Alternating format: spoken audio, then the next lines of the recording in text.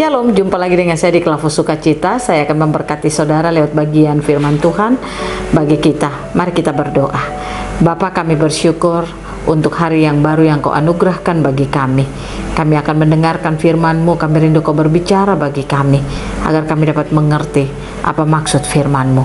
Dalam nama Yesus kami berdoa. Amin. Bagian firman Tuhan bagi kita Keluaran pasal 2 ayatnya yang ke-23 sampai yang ke-25. Demikian bunyi firman Tuhan. Musa diutus Tuhan. Lama sesudah itu matilah Raja Mesir, tetapi orang Israel masih mengeluh karena perbudakan, dan mereka berseru-seru sehingga teriak mereka minta tolong karena perbudakan itu sampai kepada Allah. Allah mendengar mereka mengerang. Lalu ia mengingat kepada perjanjiannya dengan Abraham, Ishak, dan Yakub. Maka Allah melihat orang Israel itu, dan Allah memperhatikan mereka. Demikian jauh pembacaan firman Tuhan bagi kita. Pemirsa Klavus yang diberkati oleh Tuhan, Tuhan itu begitu setia kepada janjinya bagi kita. Ketika Dia berjanji, Dia memberkati dan menyertai kita, maka janji itu selalu pasti digenapi dalam hidup kita. Karena Allah kita bukan Allah pendusta, tetapi Dia adalah Allah yang selalu tepati setiap janji yang Dia katakan bagi kita. Saudara dan saya adalah umat pilihan Allah, dan oleh karena itu Dia selalu akan membawa kita untuk ada pada apa yang telah Dia rancang bagi kita. Allah tidak merancang hidup saudara dan saya untuk menderita. Dia tidak merancang hidup kita untuk ada dalam masalah. Dia tidak merancang hidup kita untuk ada dalam kesusahan, tetapi Dia merancang hidup kita untuk ada dalam damai sejahtera dan sukacita. Oleh karena itu, karena Dia merancang hidup kita untuk ada dalam damai sejahtera dan sukacita, maka rancangan itu pasti akan terjadi dalam hidup kita. Karena di dalam kitab Yesaya 55 ayatnya yang ke-11, firman Tuhan berkata, apa yang telah keluar dari mulut Allah tidak akan kembali dengan sia-sia.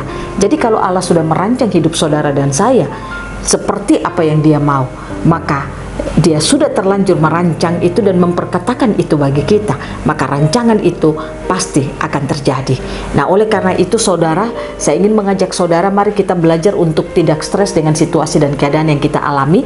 Kita tidak putus asa dengan keadaan dan situasi yang kita alami, tetapi lewat apa yang kita alami, marilah kita terus membangun hidup kita dengan Tuhan. Karena hanya dengan membangun hidup kita kepada Tuhan, berfokus kepada Tuhan, itu akan memampukan saudara dan saya hidup pada apa yang telah Allah rancang bagi hidup kita. Rancangannya bagi kita adalah rancangan kehidupan untuk berkuasa dan memerintah. Oleh karena itu pemirsa Klavus yang diberkati oleh Tuhan, belajar lewat apa kebenaran firman Tuhan. Dikatakan waktu umat Israel berada dalam penindasan di Mesir, dikatakan mereka berteriak-teriak kepada Tuhan. Dan ketika mereka berteriak kepada Tuhan, apa yang mereka derita itu didengar oleh Tuhan. Maka Tuhan harus mengeluarkan mereka dari penderitaan itu. Tuhan mengutus Musa untuk mengeluarkan bangsa Israel dari penindasan. Ayatnya lewat bagian kebenaran firman Tuhan, kalau kita baca di dalam bacaan kita tadi Keluaran pasal 2 pada ayatnya yang ke-23 sampai yang ke-24 berbunyi, Allah mendengar mereka mengerang, lalu Ia mengingat kepada perjanjiannya dengan Abraham, Ishak, dan Yakub.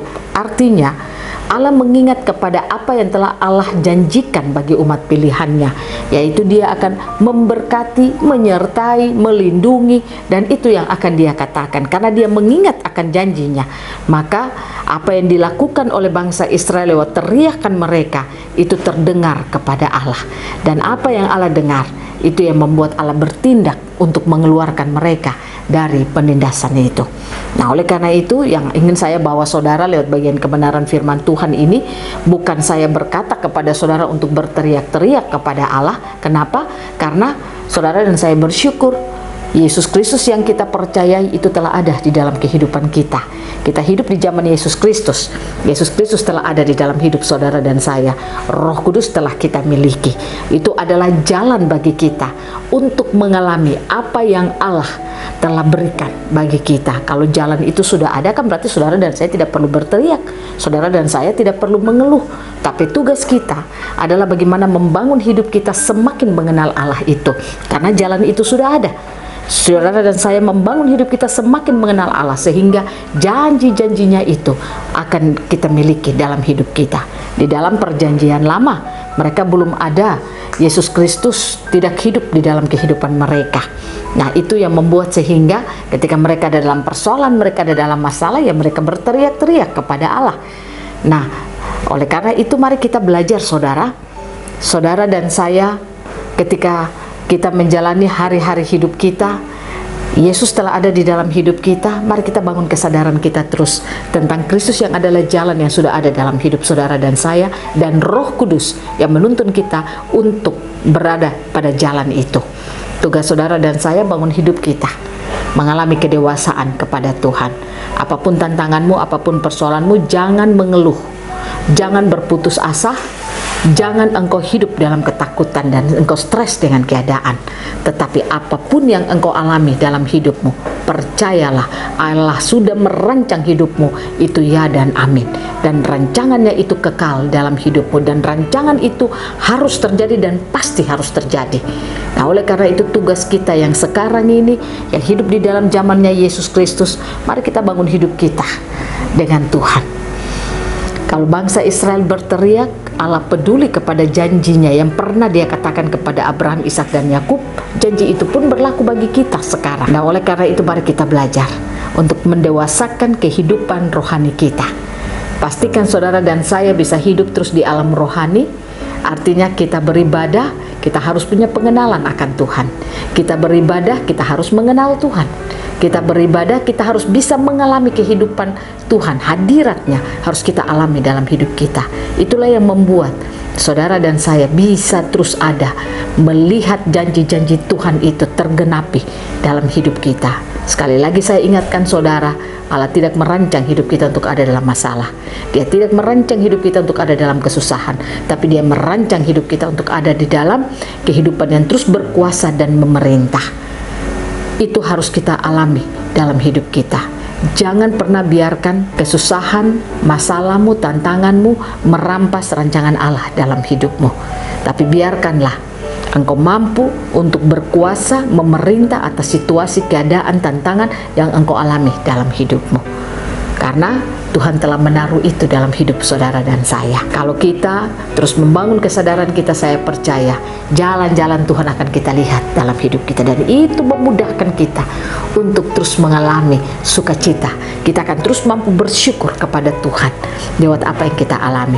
Jadi kalau hari ini engkau ada mengalami kesusahan, masalah, dan mungkin masalahmu belum selesai, saya katakan bangun kesadaranmu akan Tuhan, karena jalan menuju kepada Allah itu sudah ada di dalam hidupmu.